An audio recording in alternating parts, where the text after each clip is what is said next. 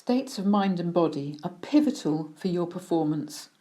While some small amount of stress is a good and helpful energiser for performance, too much stress, as we've learnt, can just shut off your neocortex, especially if you go into fight or flight. So how do we switch states? How do we get the parasympathetic response going? How do we access that on command? The parasympathetic system is associated with rest and digest, feed and breed. This is, in evolutionary terms, the chill-out zone. When the parasympathetic system is in control, we breathe slowly and deeply, we're relaxed, our heartbeat is steady and regular. So that's what we're going to train ourselves in. A key way to do this is by changing our breathing. Remember I said we can mimic the parasympathetic response and use that to our advantage? By relaxing our breathing, we signal to our body to go into the parasympathetic response. So let's look at this more closely. Some people say to people when they're stressed, take a deep breath. And that's a very misleading piece of advice if what it really means is open your mouth and breathe in a massive breath. Because breathing in deeply, especially if the mouth is open, is a sympathetic nervous response trigger. So let's throw that idea out and breathe softly. You want to breathe slowly and gently into abdomen, not your chest. And you want to be breathing in through your nose, very gently. And you want to breathe out again, gently and slowly. And when you get to the end of that out breath, pause for a couple of seconds, say 2 or 3 seconds before breathing in again, very gently, very, very gently. Focus on the cool breath coming into your nostrils and see if you can avoid feeling your nostril hairs moving at all. So gently do you breathe. Breathe out very gently and feel the warm air in your nostrils. Again, go to the end of the breath and let there be a 2 or 3 second gap before you breathe in again. Stay relaxed and let your out breath be slightly longer than your in breath. You will know after a while, if you keep doing this, when you have found the parasympathetic response, because your mouth will quite naturally start to produce a little bit more saliva. Bingo, you've done it. You should feel much calmer. That's a key signal of getting into the parasympathetic state. Okay, the second method for switching states is a little longer, and it helps more for when, say, you're stressed about revision, and it's about training yourself to get to a relaxed state on a physical command. So sit in a chair, close your eyes and imagine the number 3 in your mind. Say 3 quietly to yourself and relax every single muscle in your body. Now, still with your eyes closed, say 2 and see the number 2 in your mind's eye. Imagine as you see it that all the thought traffic in your mind comes slowly to rest.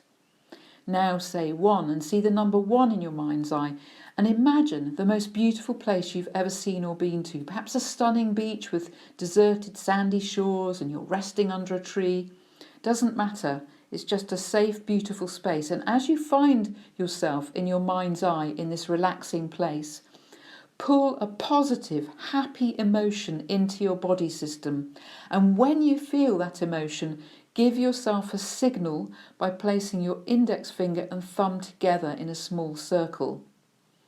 Now, the more you practice that technique over and over again, maybe a few times each day, the better you get at it, until in the end, all you have to do in order to arrive at a very calm, positive, resourceful state is to put your finger and thumb together, because you will have created a direct trigger for calm by training your brain and body system along a particular pathway anchored by that physical signal.